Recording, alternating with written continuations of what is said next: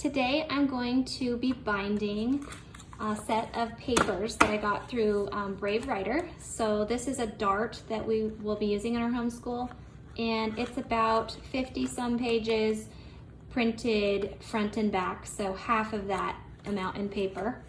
And so I want to show you how easy it is to create my own booklet using the Proclick binding machine with the Proclick black spine. So I was researching a bunch of these on YouTube, trying to figure out which one I wanted, which was cheapest. The Proclick it just appealed to me because it is so small. It doesn't take up very much room in my closet. It looks nice and it's so easy looking to use. You just go down, forward, and it creates all the little holes right in there as you put the piece of paper in here.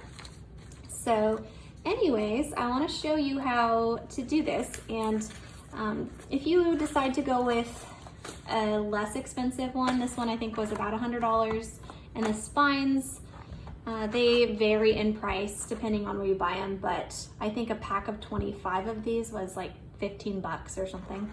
So I got two sizes. They come in 3 sizes based on how many sheets. So the one that I'm using today is actually going to be the 45 sheet capacity, and it looks this size, you can see it. So I'll show you how the bindings clip on. It's really easy. And then I got the 85 sheet capacity one, and there's one bigger that goes over 100 pages. So if you were to print front and back, that would be at least 200 pages you could do if you got the biggest binding one. So anyways, this one here can fit, it says online it can fit, the Proclick can do 6 pages. I buy 24-pound paper, so it's a tiny bit thicker than your average paper, which is going to be 20-pound paper.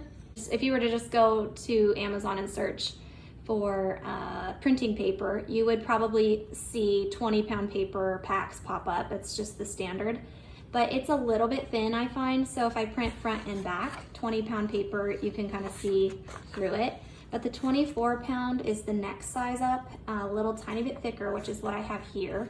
And I find it's thick enough that I don't see through it a ton. I can see through it a little bit, but it doesn't bother me.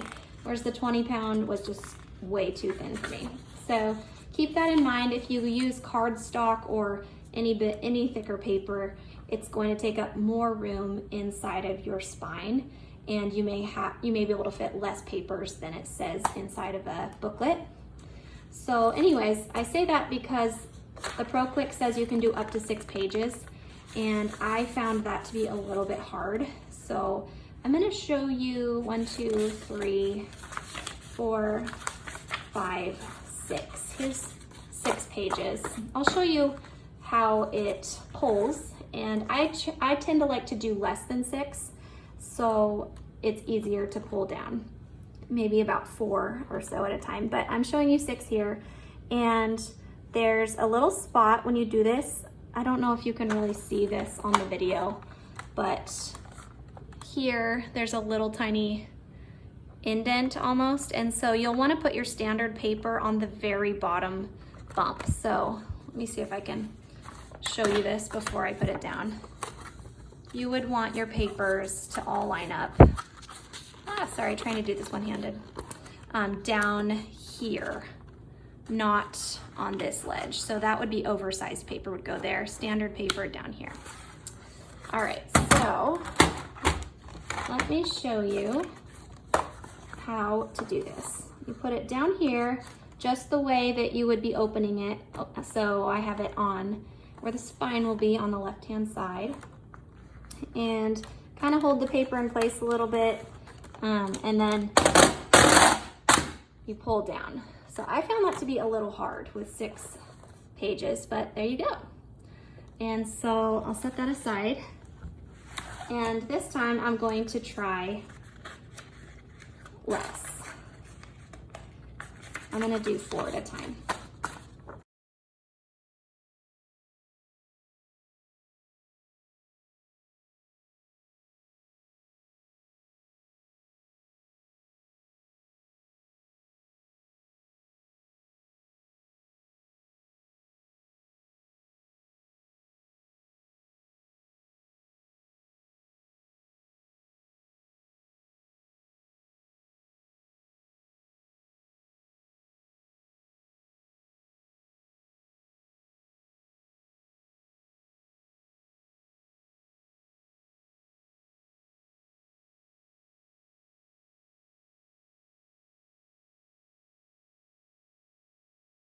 Okay, so you can see that it took a few times up and down, and I found it way better to do 4 pages at a time than 6. It was just easier to pull up and down, less jerky. But the pages all line up here, and now the next step is to line, this will take a little bit of practice, but to line up your bindings. So I've never used another binding machine before, the big spiky looking things. I don't know exactly how to use them, but this particular one, you have to put the first few on like that, and then you're going to close the spine on itself. So I don't know if you can hear that, but it kind of gives a little pop. And these spines are reusable, so they pop on just like that.